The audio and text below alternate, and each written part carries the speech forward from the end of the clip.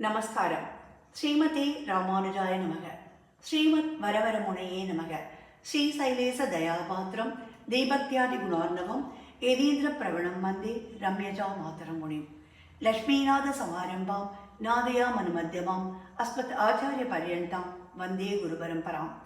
யோ நித்யம் அச்சுத பதாம்புஜ யுக்மருக்மம் வியாமோகத ஸ்ததிதராணி திருநாயமேனி அஸ்மத் குரோர் பகவதோ தயேக சிந்தோவோ ராமானுஜஸ்ய சரணம் சரணம் பிரபத்தியே.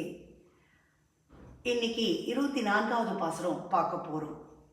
அன்று உலகம் அளந்தாய் அடி போற்றி, சென்றெங்கு தென்னிலங்கை செற்றாய் திரள் போற்றி, பொன்னச்சகடம் உதைத்தாய் புகழ் போற்றி, கன்றுகுடிலாய் எரிந்தாய் கழல் போற்றி, குன்றுகுடையாய் எடுத்தாய் குணம் போற்றி, வென்று பகை கெடுக்கும் நின் கையில் வேல் போற்றி, என்றென்றும் உன் சேவகமே ஏத்தி பறைகொள்வான், இன்றியாம் வந்தோம் இறங்கேலோர் எம்பாவாய்.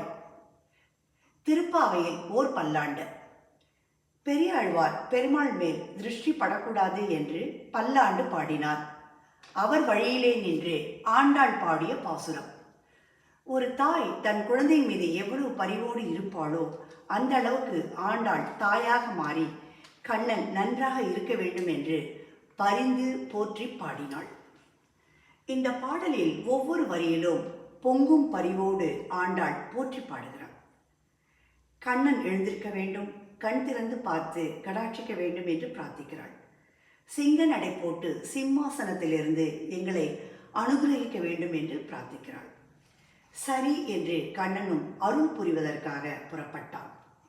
உடனே ஆண்டாள் பதறிப்போய் பொங்கும் பரிவோடு கண்ணனுக்கு எதுவும் ஆகிவிடக்கூடாது என்று போற்றி பாடுகிறாள்.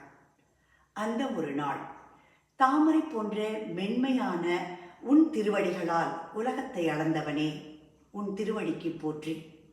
அங்கு சென்று தெற்கே இருக்கும் அழகான இலங்கைக்கு பயணித்து அரக்கர்களை அழித்தவனே திரள் போற்றி. சக்கர வடிவில் வந்த சகடாசுரன் என்ற அசுரன் அழிந்து போகும்படி உன் திருவடியால் உதைத்தவனே புகழ் போற்றி. கன்றுக்குட்டி வடிவில் வந்த வத்சாசுரனை எரியும் கருவியாக பயன்படுத்தி அவனை விளாமர வடிவில் வந்த அசுரன் மீது எரிந்தவனே கழல் போற்றி. இந்திரன் பொழிந்த கல் மழையால் கோவர்தன மலையை குடையாக பிடித்து ஆநிரைகளையும் ஆயர்களையும் மழையில் இருந்து காத்தவனே உன் கருணை குணம் என்னும் குணம் போற்றி.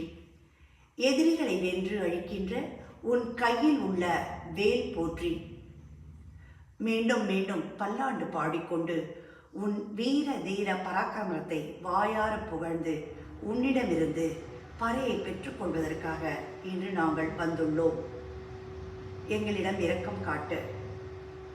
இந்த பாசுரத்தில் வரிக்கு வரி போற்றி போற்றி என்று பாட்டு பாடி மங்களாசாசனம் செய்திருக்கிறாள் ஆண்டாள். ஆண்டாள் திருவடிகளே சரணம். ஆழ்வார் எம்பெருமானார் ஜீய திருவடிகளே சரணம்.